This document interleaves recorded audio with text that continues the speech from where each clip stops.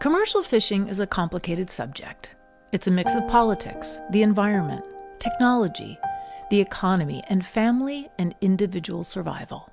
But ask any of Maine's watermen, and chances are he or she will probably tell you it's just what they do. Maybe it's also what their parents did, and what they hope their children will do. But in today's fast-changing world, there are no such guarantees. Yes, commercial fishing is complicated, a convergence of nature and humanity, of land and sea.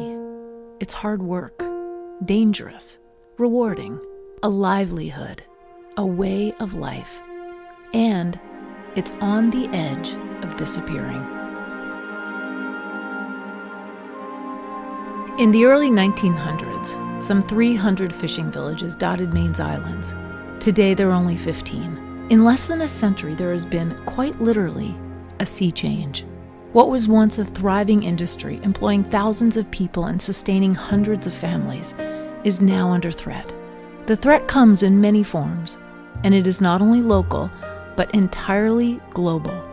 The pressures faced by Maine's fishing families are the same as those seen around the country and all over the planet. Environmental degradation, depleted fishing stocks, the disconnect between legislatures and the communities they serve, skyrocketing fuel costs, and the increasing disparity between the operating costs for fishermen and the market prices for their catch. All of these conspire to erase forever a way of life that was once the very backbone of life along the New England coast. The island communities have been hollowed out, with younger generations looking for other, more reliable ways of making a living. No longer does a boat and a business pass without fail from generation to generation, because to be a waterman, and whether son or daughter, they're all watermen, is simply no longer the viable trade it once was.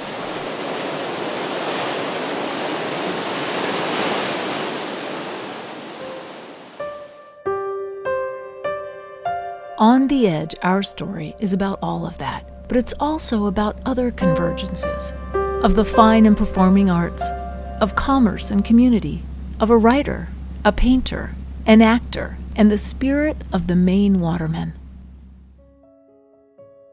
The writer is Eva Murray, a woman who has made her life on Maine's Matinicus Island for nearly 30 years.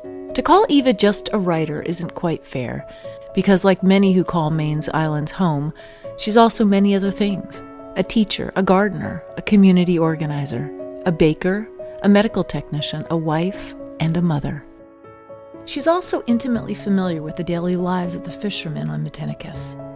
The painter is Philip Steele. Perhaps because Phil makes his home in Southwest Harbor, Maine, and is himself a lifetime sailor, he has a keen eye for the stories of the sea.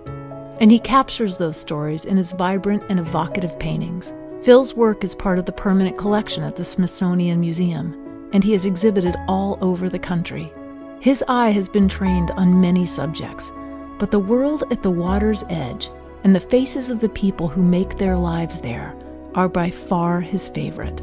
Here, Phil's paintings create a larger canvas, a canvas for the stage, and Ava's words capture the essence of the Maine watermen. All of this comes together in the spirit of one character, the Islander, as portrayed by actor Dennis Damon. Damon happens to also be a former Maine state senator, someone who knows the challenges faced by the island communities, so he brings a special sensitivity to his portrayal. So in words and images, here is On the Edge, a work rooted in the stories and lives of the men and women, younger and older, all of those hardy souls who have chosen life at the convergence of land and sea, who have chosen island life. Watermen all, this is about you, and it is for you. Please enjoy On the Edge.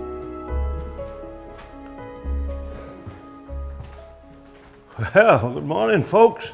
How you doing? First time on the island? It is. Good to see you, good to see you. It's quite a lot to see if you take your time to look it over. Some people just come out here and they just glance around, but look under things and you'll have a good time. We'll do that. It's a good day for it, so enjoy your time here. I'm going to go to work. Okay. Good to see you. Thank Come you. on back now. Thank you.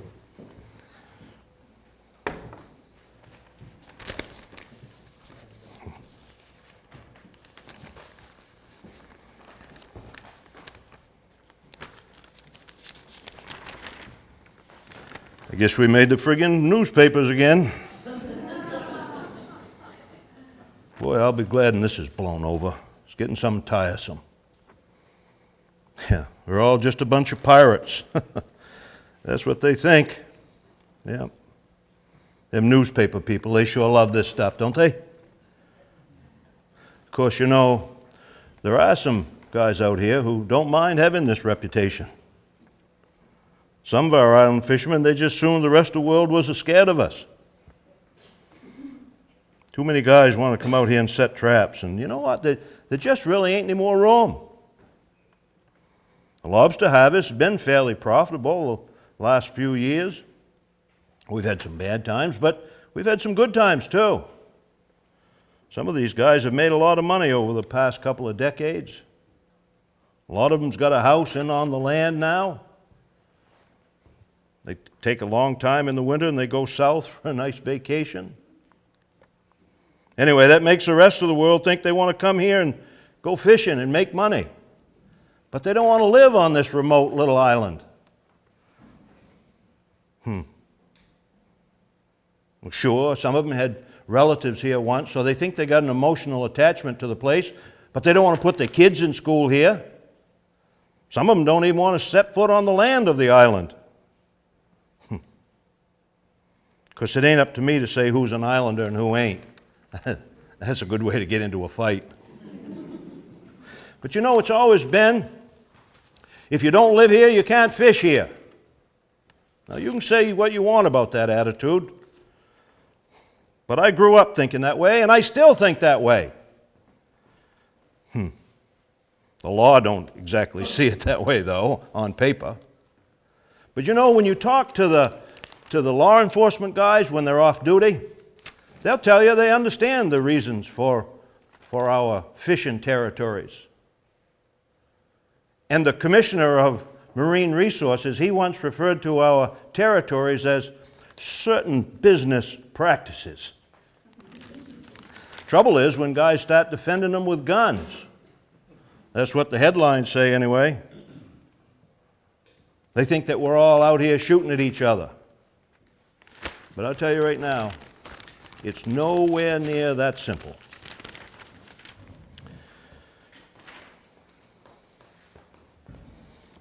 The law enforcement people back on the mainland, sheriff's deputies, district attorney and those people, they think we're nothing but a bunch of outlaws out here.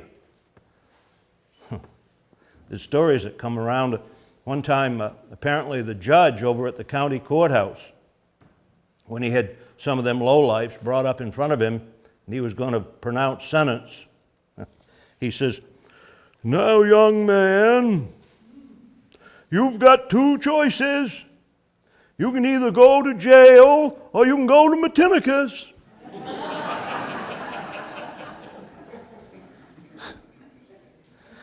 You know, the island I live on is 20 some odd miles from the mainland.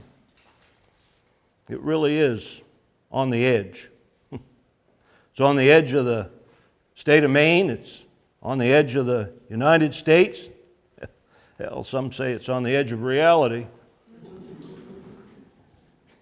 Some people call it an isolated island, and I suppose it is, but isolation seems to me, whether or not you're isolated, seems to me to be as much a part of your psychology as it does your geography. It don't bother me none. I don't think about it that much. I don't lay abed at night thinking, whoa, if I want to get up right now and go to the mall, I won't be able to. Does bother some people, though. Some people think, well, what if I get sick and I need a doctor? Those are the practical ones. But then there's those who think that they're stuck. They think that they're stuck out here. And everything's just fine. But it's not fine enough for them. They call it stuck on the rock. You'd think we was on Alcatraz or something. You know, back 100 years ago, there was 300 people lived on this island year-round. Now, Oh, maybe 40, stay the winter. People used to think that it was a lot more primitive back then, but I don't really think so, because they didn't have the internet. But they did do a lot more socializing. They got together. They had groups. They had clubs. They had church suppers. Every one of the houses was full. They had a whole family living in it. You know, nowadays you can walk the length of the island in the winter, in the afternoon, and you barely see a light on. It's really too bad. Back then, and the houses, they all had, or at least they seemed to all have it, some old ladies living in them. And they ruled this place with an iron fist. We've lost some of that. And you know, and the schools, they had all kinds of kids in them. But we had a nurse, had a general store. If you went and you wanted to order something, they didn't have it. They'd order it for you, and it'd come out on the mailboat. Had a guy that had a machine shop for a while. Hell, I even heard that we had a community band once. Up until, I think it was in the 1940s, there used to be a little bit of farming that went on the island too. It wasn't all just fishing. There was livestock, had milking cows, and they had sheep, and they had goats. Every family had a garden. All these spruce trees you see around here now, the ones that are dying and falling over, they're about the same age, and they all started in here after the livestock left. And the fields grew up into woods. I read somewhere where the old fellas, they had a rule that you had to leave enough room between buildings so you could drive a team of oxen. Made sense then. Probably wouldn't be a bad idea now. And that's what brings some people to say, oftentimes, well, you know, since you don't have a store, why don't you just get a cow? And then your milk would be free. Free? Yeah, I guess so, free. You know, back in the old days, they used to haul traps out of little sailboats. They were sloops, little sloops. No auxiliary power. They also hauled traps out of little rowboats, the double-enders, peapods we call them. They built them right out here. The Matinicus peapod was a pretty famous design. People used to go and hand line for codfish and haddock. Sometimes they'd set tub trawls for halibut. Of course, they'd haul traps out of them.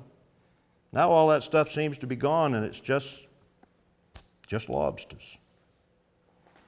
I remember, probably it was as recent as 25 years ago, people who had boats here and would go back into the mainland, it would take them a couple hours. Now, people make it in an hour, sometimes even less.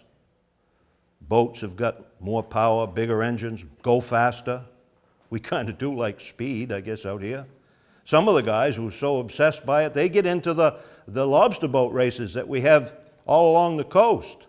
And those fellas who race those boats, they only know one speed, and that's wide open, right in the corner. You know, a lobsterman doesn't have any boss other than himself and the weather, I guess. But they got a lot of money tied up in their boats and the traps and their gear. A lot of expense. And so, when the knees start hurting after they've been out on the water for a number of years, and that's the bad part.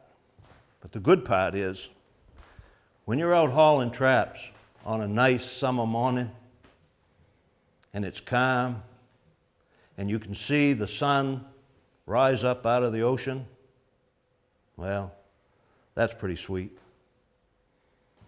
And you're your own boss. It's your own boat. You're out there. You're out there because you want to be. Oh, sure, there's bills to be paid, but you're out there because you want to be. That's part of your life. It's a pretty good feeling.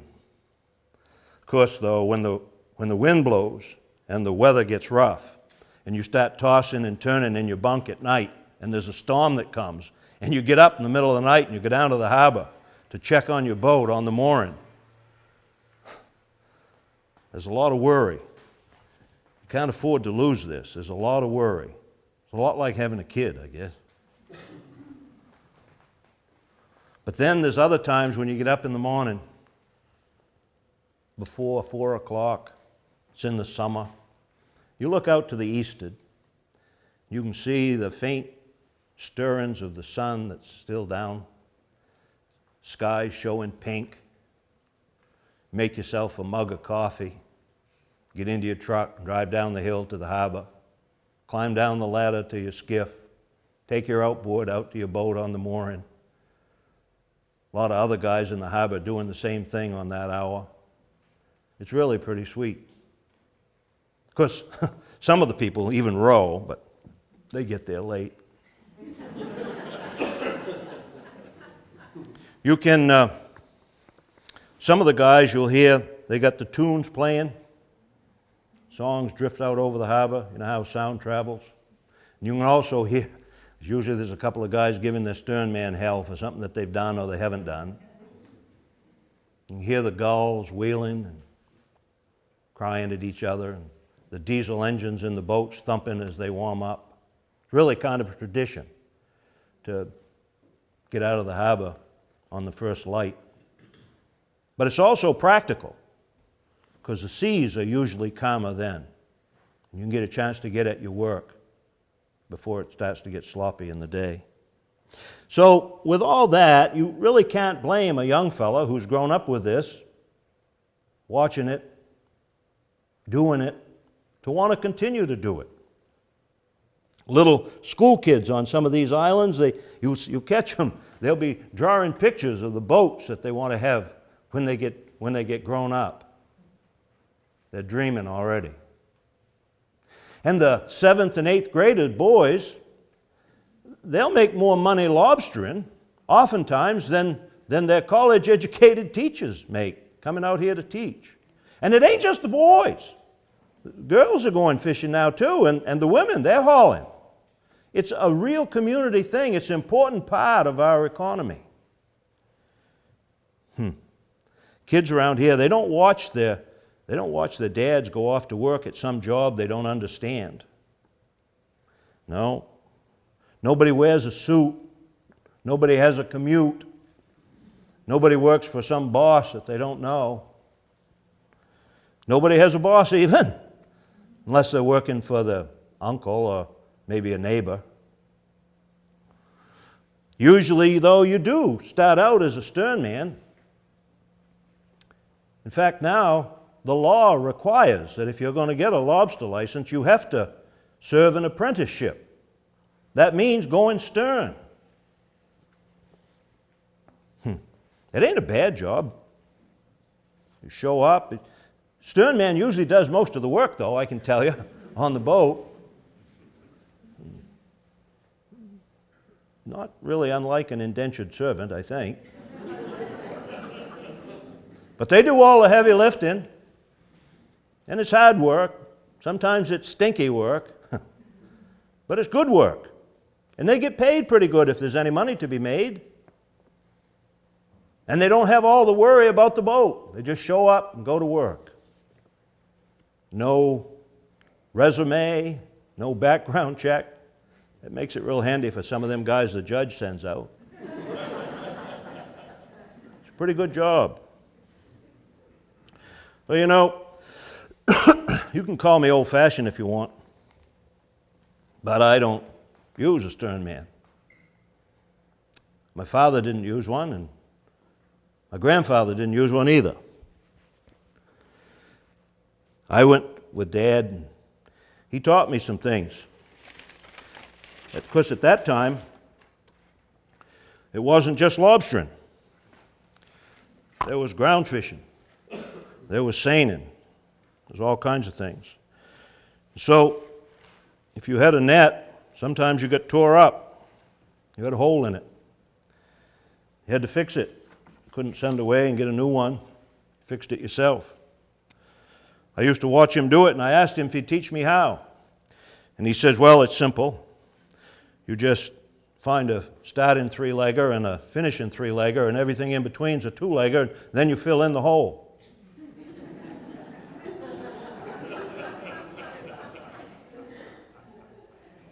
I bet there's not a lot of you know what a two-legger and a three-legger is. Well, it took me quite a while, but I caught on. But a lot of his messages took me a long time to figure out what there was. But like I was saying before, he didn't have a stern man, and neither did Gramp. Neither do I. No, I ain't got no dory mate. I goes by myself, alone. You see, I can't stand nobody gomming around anything that's my own. I ain't married, and I never will. I comes when I likes, and I goes. Oh, folks and fussing's all very well for them that likes them so, but when I puts out to haul my traps in a good rip-staving sea, there ain't a soul on the face of this earth worrying after me. There was my brother, years ago. Got him a wife and a kid. He worried and wore himself plumb out, being easy in what he did. I remember we was hauling traps outside one time. It come on a howling blow. As cold as a dog, and the wind northeast, and thick and tie with snow. Them was the days that we worked with sails. You see, there weren't no engines then. I had a pea-pod and steered with an oar. But that wasn't enough for Hen. No, he had a dory rigged up with a mast and a mainsail without no jib, so's he could set in the stern and steer with that tiller hugged in his rib. Well, the wind was coming, and Hen shoots up, one eye on the line of foam. "Jap!" he yells. "What in hell will I do? I've left my compass to home." Thinks I to myself, you goddamn fool, you're all rigged up like a bloomin' yacht. You've been so blasted calf. Well, I hove him mine. "Catch!" I says. And he caught. Hen wasn't no good when it come to fog. No snow squalls thicker than sin. But I never seen the rampaging yet that I could lose my bearings in. Down she come. She was a bitch. And I squat on the end of my oar, and I headed into her just as I could and let her roar. I wasn't trouble. What'd I care? I never had no wife. And as for dying, well, there's them that's troubled all their life. "Holler, you damned old slut," I says. "Holler and bust your lungs. And if I get scared of your goings-on," says I, "may I be hung." Then I sung all the hymn tunes that I ever knowed. Because them's the kind you can roar. I never did hear a word I sung, but my throat got kind of sore. But then I looked behind, and I sees 3 green waves following fast as sin, each of them reaching his whiskers out to grab and wrestle me in. Thinks I to myself, if them catches me, glory, amen, amen. Why, this fish will have a good feed tonight. Revive us again, again. The first one was dark and deep, smooth as a coffee cup. But the next one was a slash of foam like a kettle boiling up. But that last one, he was the whole green sea. He had a wicked eye, slobbering jaws. He's the one longing for me, thinks I. So I spits out over the pea-pod stern, and I turns my back on the sea, but in a minute, I feels a rise of that first one under me. First one lifted us up, up, soft as a sea of oil. The next one bit at me going by, and I could see its innards boil. 6 fathom deep in the trough he made, I looked through that glass green sea, clear as a bell through that last wave as was towering over me. Then the bare black bottom spread beneath for miles and miles around. And school on school, the big sea fish looked up without a sound. Their eyes were buttons off dead men's coats, all shiny and cold and still. And the first time ever in all my life, I felt my innards chill. For whilst I was looking, down come hen, sunk like a chunk of lead. Oh, he was as large as life and as natural. Only I seen that he was dead. But then them big sea fish, they swayed aside with a little swirl and a swish, and I never see hen no more. Only the backs to them fish. And the snakeweeds was waving up and down, their ends all crimped and curled. You know, the trough between 2 big he waves is the stillest place in the world.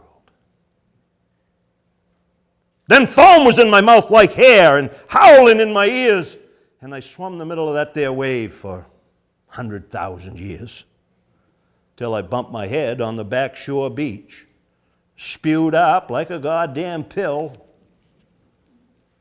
and that old wave went reeling back, laughing fit to kill. Well, a dory's made to stand the seas of most any kind of a gale, but all that we ever found to hen was the top to his dinner pail. But I maintained then, and I maintained now, that hen would have saved his life if his mind had been on steering his boat instead of on his wife. Oh, if anything ever come to me, said hen, what would my poor wife do? I never cared a hoot in hell, by gory, and I come through. No, so when I goes alone, through fire and water and paint. And I ain't got a soul to worry about me. And I don't care if I ain't.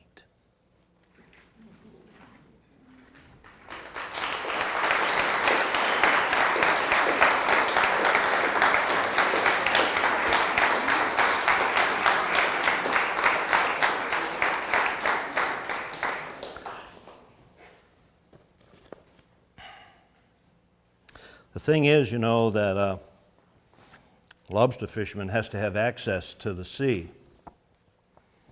Got to have a place, got to have a wharf where he can pile up his traps. Got to have a place where he can moor his boat, haul up his skiff. Got to have a place to park the truck. Can't do that. It's a hard job. Makes it more and more difficult. A lot of the land that used to be accessible, the shoreland, isn't accessible anymore for fishermen. You know, my grandfather, I was telling you about him, he moored his boat in a cove. It was about a quarter of a mile from his house. And he could sit there in his kitchen and look out through the window and see his boat swing on the mooring, pretty content, or ride hard if there's bad weather. But now, the Maine shoreline is owned by, well, sometimes they're wealthy people, but not always. Or there's condominiums that's been put up, or there's some other restrictive covenant so you can't get there. It makes it really hard. Folks, you know, they kind of want this quaint and cute idea of fishermen and be able to see how a lobster fisherman works. Sometimes people come to Maine just to see that, if you can believe it. But you know what they don't want is they don't want a pile of traps nearby because they might start smelling. And they don't want to hear the trucks going by in the morning before 4 o'clock going down to the harbor. And if they live near the harbor, they don't want to hear the sound of the guys giving their stern man hell and the diesels running 4 o'clock in the morning when we're going out to go fishing. It's getting harder and harder. You know, a lot of the land that fishermen have been using for generations was in the family, generationally. But as prices go up and taxes go up, sometimes people can't hold on to it, so they sell it. And there's plenty of people who want to buy it. They want to come and they want to build a house or a mansion, and who wouldn't? You can't blame them. Who wouldn't want to live here? It's beautiful. But at the same time, it can be a bit of a problem for the fishermen. You know, if we don't hold on to some of this very valuable shoreland, that marge between the land and the sea, that's a critical piece. If we don't have that, and people aren't able to fish that way, pretty soon we won't have fishermen. Definitely won't have lobstermen. You know, out here, there was a teacher a few years ago. She married a fisherman, and I think, come to think of it, I think her grandparents might have lived out here too before she came out. But she was listening to one of these armchair anthropologists that will come around once in a while. They got all the answers, you know what I mean? They really tell you how it's supposed to be. And this fellow was referring to the fishermen out here as a subculture. A subculture. Just like it's one of them little odd groups that you might study in college or something, you know? Just a little subculture. She went up to him one day and she said, "Let me tell you something, chummy. Fishermen out here are not the subculture. Fishermen out here are the dominant culture." Well, he turned and went away. This is, well, I'd say it's unfortunately, it might not be, this is a one-industry town. In that way, it's kind of like a mill town, except it's not owned by some big faraway corporation. But if you don't go lobstering, there's not much for you to do here. The young people, most of them, they generally either get a boat after school and they start right in lobstering. Some of them will go off to college, but can't wait to get back here to get a boat and go lobstering. Or they have to move off, get a job ashore. It would really be great, you know, it'd be wonderful if we had some plumbers, we had some carpenters, we had somebody who wanted to open the store again, we had somebody who wanted to open a restaurant, but you couldn't expect it. There's not enough business here, especially in the winter, to make a go of it. So it's really kind of a tough situation. My kids, my sister's kids, though, they grew up. They both went off to college, but she married a telephone guy, worked for the phone company. So he wasn't a fisherman. So they didn't have the same connection to fishing as their buddies did. And after college, well, the girl, she's now teaching school and coaching hockey and some other things, and the boy, he's an electrician working at some big stadium or something out west. They love it here. They come back as often as they can. We'll probably see them, you know, 1 week or two during the summer, and they always like to come back for Christmas so we can have Christmas supper together. It's really kind of too bad. Of course, all the kids now have to go off the island sooner than they used to because we don't have any high school here. And so for them to continue their education through grade 12, they've got to go off and board off. And so that gets them to a point where they're either itching to come back or their world has expanded a little beyond this island, and now maybe their wings dry enough so they can fly. Last summer, this lady came out here, and she's writing something. I don't know if it was a book or an article, but she wanted to do some kind of a piece on island youth. And she wanted to know what our island youth were doing and how many of them were growing up to be, her words, successful. So she was asking me all kinds of questions, and I was taking her around the island, and we were down by the harbor, and I pointed out some of the boats out in the harbor. They're nice boats, new boats. Many of them are young people boats. They're starting out their career. But she kept asking, well, are any of them successful? Finally dawned on me that in order to be successful, in her definition, one of the kids would have to move off the island, get a college education, make a lot of money working in an office.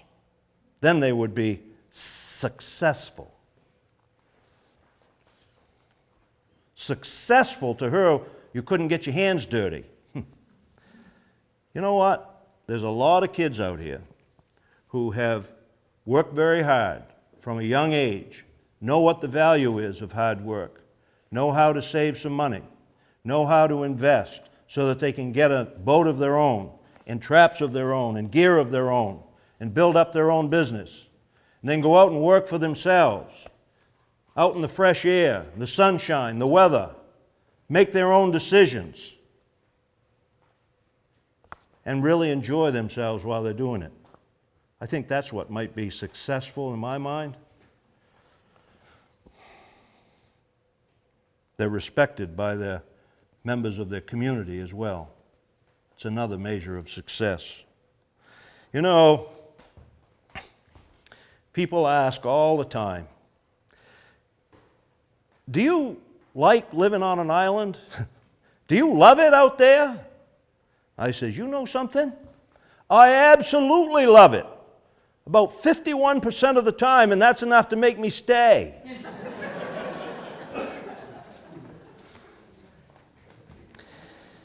Another thing we got to start realizing, it's not just us islanders either. It's people ashore. We got to start realizing how connected everything is in this big old ocean. We've taken it for granted, I think. Because right now there's plenty of lobsters, but there's not always plenty of lobster bait. We catch lobsters in traps, and we put fish in the traps to attract the lobsters to get in. Sometimes they're called forage fish. That's what the scientists call them. There could be herring, could be redfish, could be alewives, pogies, whatever. But they're not as many as they used to be. And the price, because there's not as many, the price has gone sky high. So if you can get bait, if you can afford it, you can go to haul. But sometimes you can't even do that. And you know, there's other considerations too. Diesel fuel's almost $5 a gallon. Bait, as I said, is hard to come by. And here we are, trying to do it anyway, and we're getting $2 a pound off the boat for our lobsters. Oh, you thought we was getting more than $2 a pound? Because you pay $40 for a lobster dinner somewhere in a fancy restaurant? In San Francisco or New York or Trenton?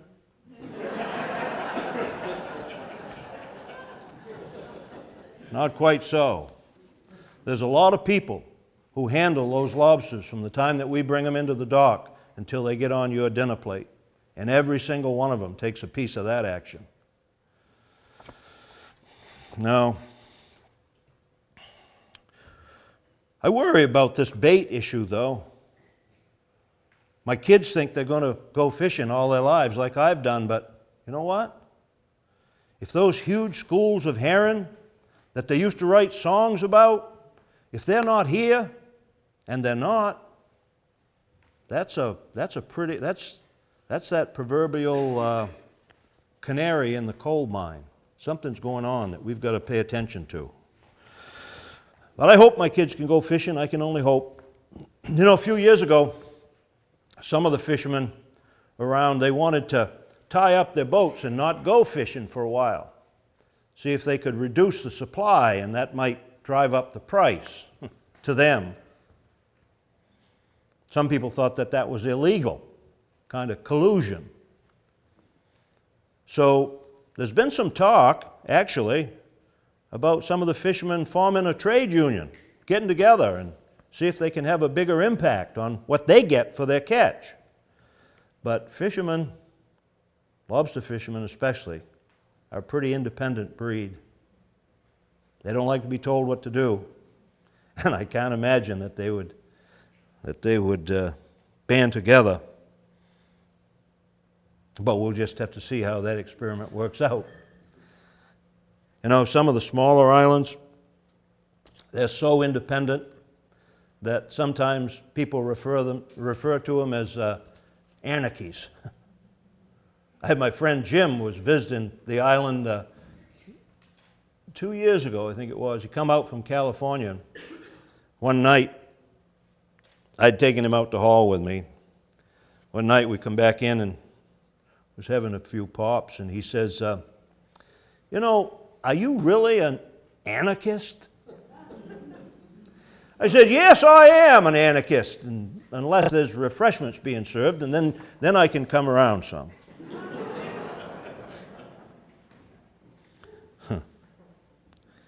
Sometimes it don't take much.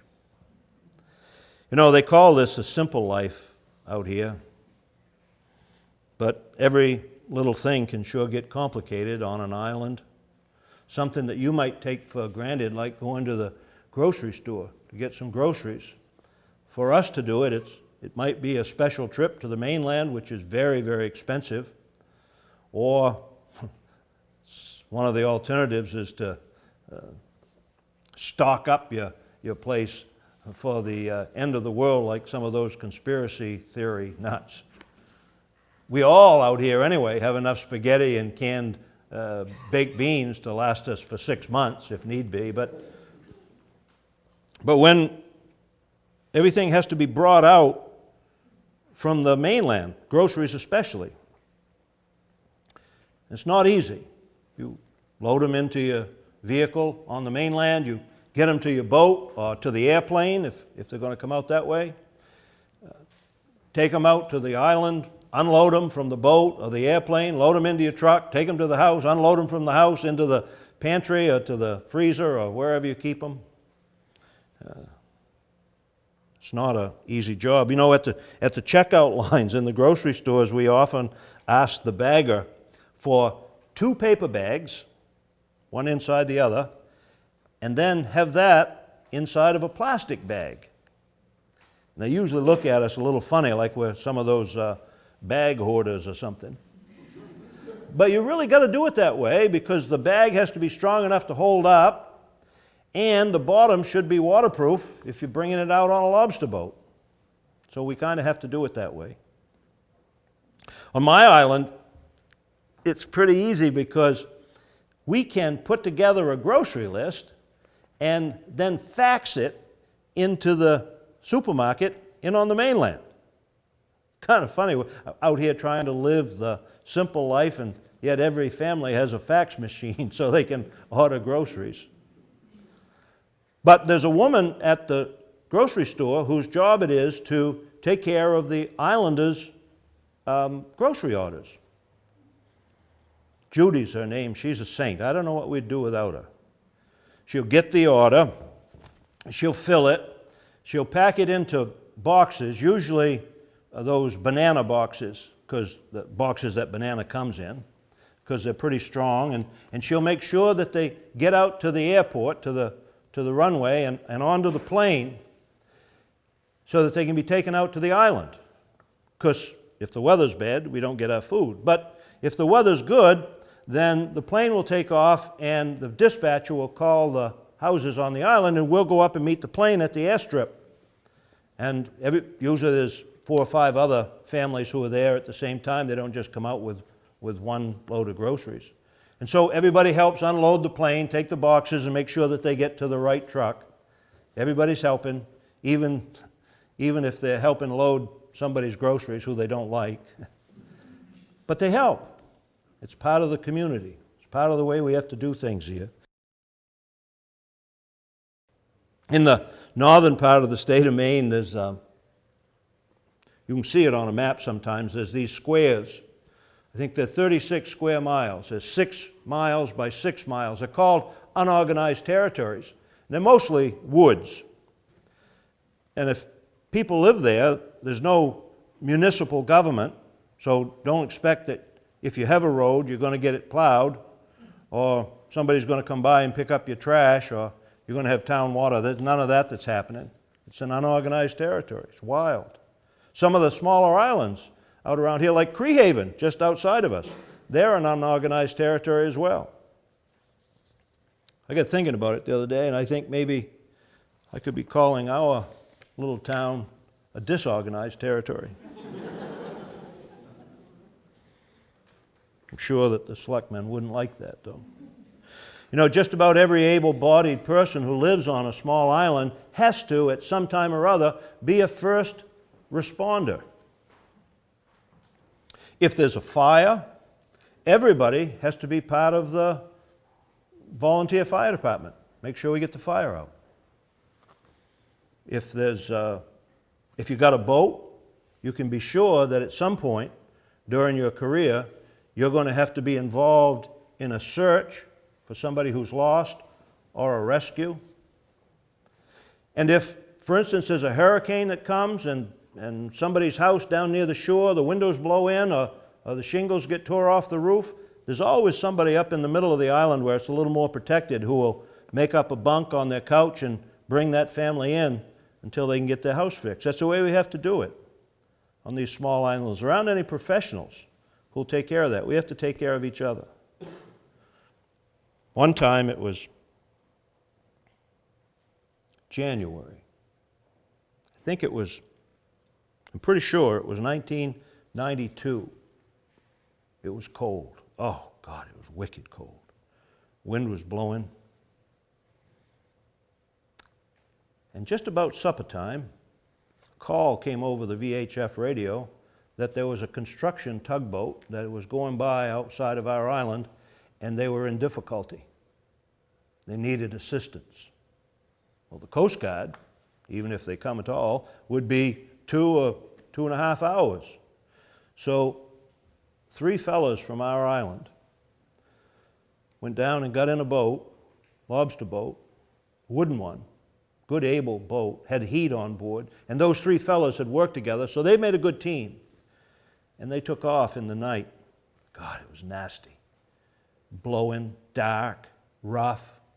The water, the spray that was making up was hitting the boat and freezing solid on contact. Hard for them to see. They got out there where they thought that the tug was going to be, and they heard on the radio the distress turned into a mayday that the boat was sinking. I don't know how it happened, but there were a lot of miracles that happened that night because those 3 guys from our harbor, they went out there and they found those 3 people. They got them out of the water before they froze to death.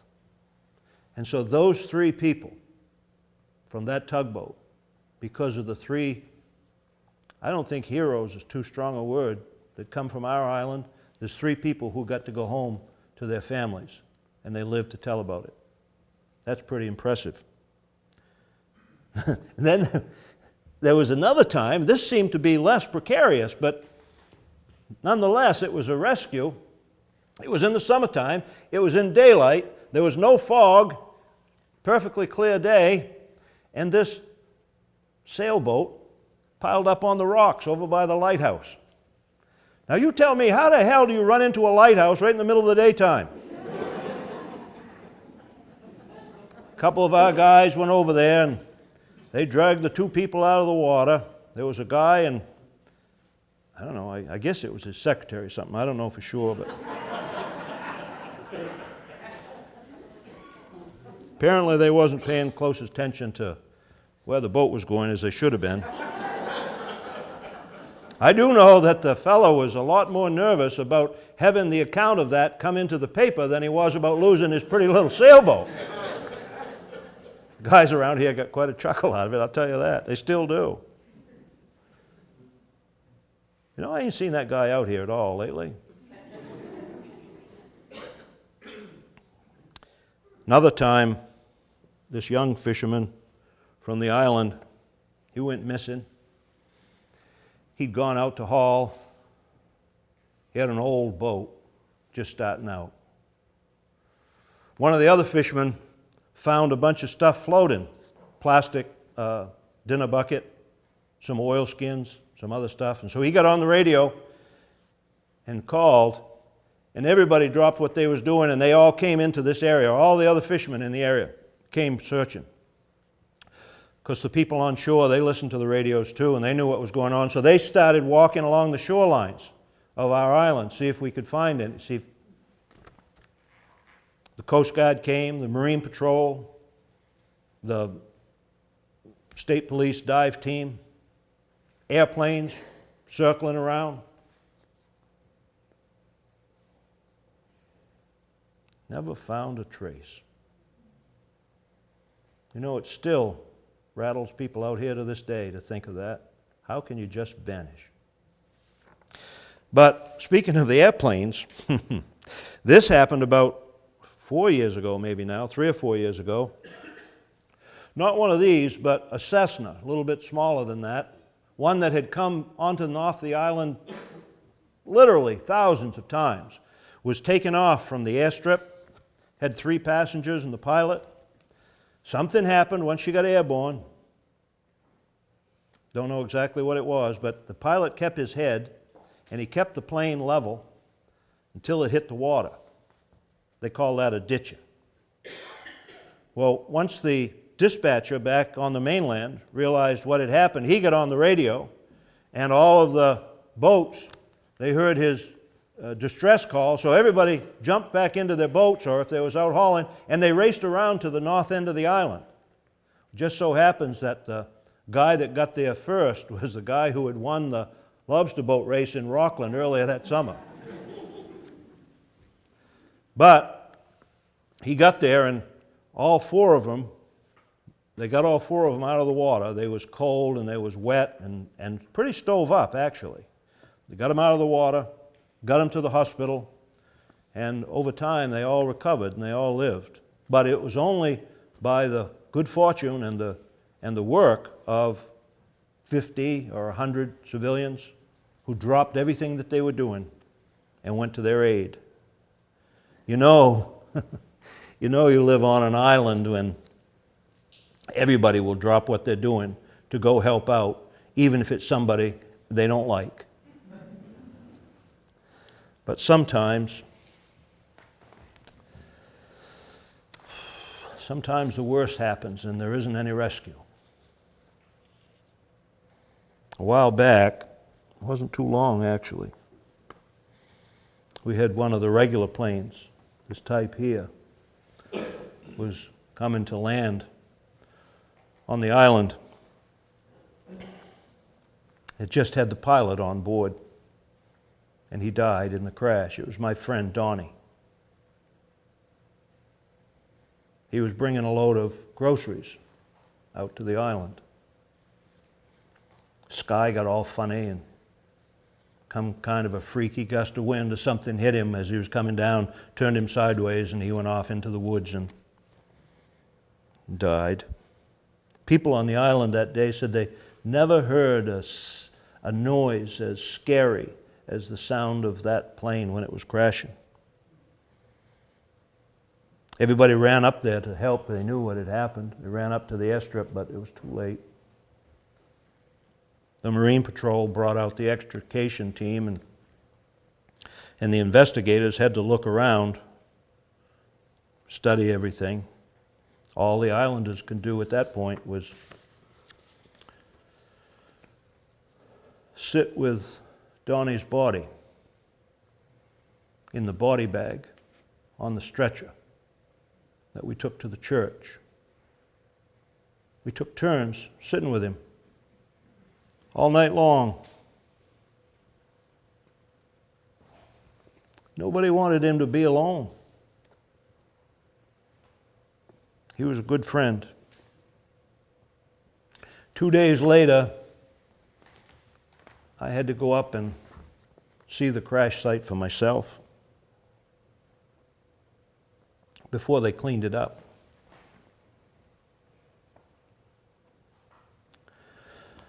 I found Donnie's glasses.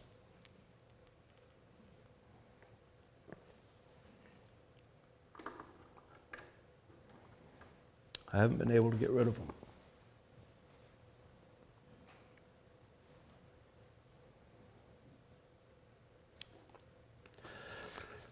One of the most common questions we get out here on an island is, in fact, it's so common we sometimes refer to it as a numb question, but it's, hey, how many people live on that island anyway? So I've come up with a pretty stock answer. I say, well, on my island, we've got 100 people who lives here. Give or take 75. It's quite a margin of error, but it works for me. You know, sometimes people come to this island because they think they can run away from things. Never works, I can tell you that. It never works. Some of them are more or less running from themselves, but some of them are running from the law, or some of them are running from the tax man, or some of them are running from their old lady. And it ain't just the young, hard-drinking ones either, or the ones who owe money to every store owner on the mainland.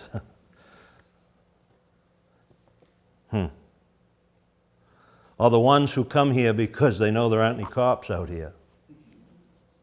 No, we've had school teachers and artists and educated people who come here because they want to get away from everything. Well, they get all starry-eyed about living out here on the island. It's pretty romantic to them for a while. And all of a sudden, the realization starts to set in that they have to haul their own kerosene in a barrel in a pickup truck. Or if the weather shuts in, the planes can't go, and so we really are stuck. Or the ferry boat doesn't go nearly as often as they thought it was going to go. And so all of that starts to crash in, that ugly sense of reality. Then they ain't happy. No, they ain't happy at all. You know, they make damn miserable neighbors come February, too, when they ain't happy. If you think you're going to run away from yourself on an island, let me just tell you something right now. You're going to run back into yourself at some point. And it's usually going to be in the middle of a March gale, and it ain't going to be pretty. And you're going to wonder why you came after all. A lot of times we hear folks get all sentimental about and say that if they was ever lucky enough to live on an island, they would never, ever, ever want to leave. Well, you know, that situation is true in two instances on our offshore islands. The first one is that you're there on summer vacation. And the second one is you're there because there's a bench warrant out for your arrest.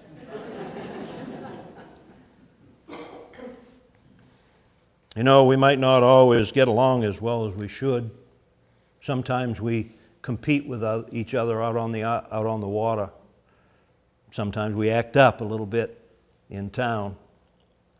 But there's one thing that does bring everybody together. Well, other than an emergency, that is. And that's Christmas dinner. That's a real community time out here. We have a supper in the church basement. Everybody brings something to eat. You might get a fancy cheesecake from someone. You might get a deer meat lasagna from someone else. And casseroles, every type of casserole you can imagine, held together by a common thread of lobster meat. And pies, every size and description and taste, but they're really, really good. Everybody sits down. We have supper together.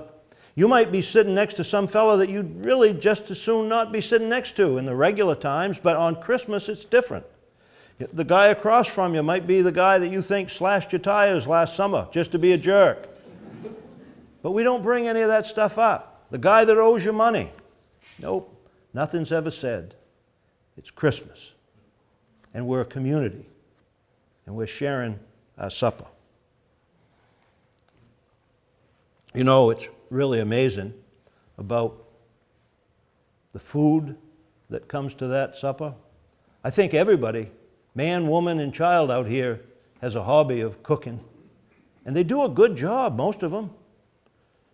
Probably they have to because we don't have any takeout places. But anyway, after we eat supper, we go upstairs in the church and we're going to have the Christmas tree.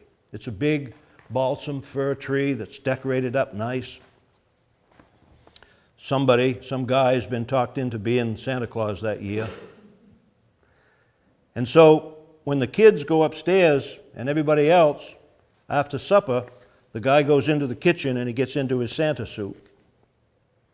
And upstairs we're singing Christmas carols and joyous, and everybody has, especially the kids, you can imagine the kids at Christmas have anticipation. And then we sing Jingle Bells. And that's the cue for Santa to enter. He comes in with the ho, ho, ho, and he's throwing around bags of candy to the little kids. There's secret Santa gifts, too, that the adults have and some of the teenagers. And then, of course, there's the sunbeam gifts for the grade school kids and the little ones. The sunbeam is a big boat that's part of the Maine Seacoast Mission. And they come by our island every couple of weeks. They got a nurse on board and they got a minister on board, and they've always got the coffee pots full and the cookie jars are full, and it's a very welcoming boat. Everybody loves to see her come. Been coming here for longer than anybody can remember. In the old days, it used to be that was probably the only way that the real isolated kids, the lighthouse keepers' kids and such, could get their Christmas present or even their school books, came on the sunbeam. Its presents are always wrapped up in white butcher paper with a little simple red string. Usually there's a hand-knit pair of mittens or a beanie or a scarf and maybe a little bit of candy. Sometimes there's a toy. It's simple stuff, but it's thoughtful and really appreciated. So with all that, a lot of times out here, it's every man for himself. But it's the things like Christmas, the simple things, that keeps us feeling like a community and makes us know that even though we're stuck on the rock, we're stuck together.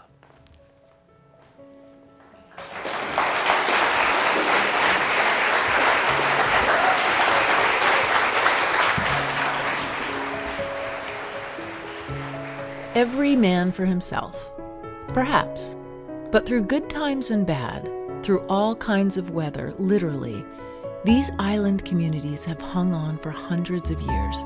They have clung to these rocky islands as a way of life, together. But the question in today's world is, can they still do that? Should they? Do they want to? We don't presume to answer those questions here, but it's good enough for now that we all start thinking about them. Think about them the next time you drive a scant 15 minutes to a grocery store to find fresh New England seafood in the cases. Think about them the next time you order Maine lobster at a favorite restaurant. Think about them the next time you visit a quaint island village, maybe without thinking too much about the people who call that place home. Then think about the people, the watermen and their families, who make all those pleasures possible for you. Think about the realities of life on an island, those stories we've shared with you here, and what it means for lives and livelihoods to be at risk every day. Think about what that means to our history and our future as a nation. Do we want to see all that go away? So talk to your neighbors, your legislatures, and think about what those purchases mean at restaurants and stores.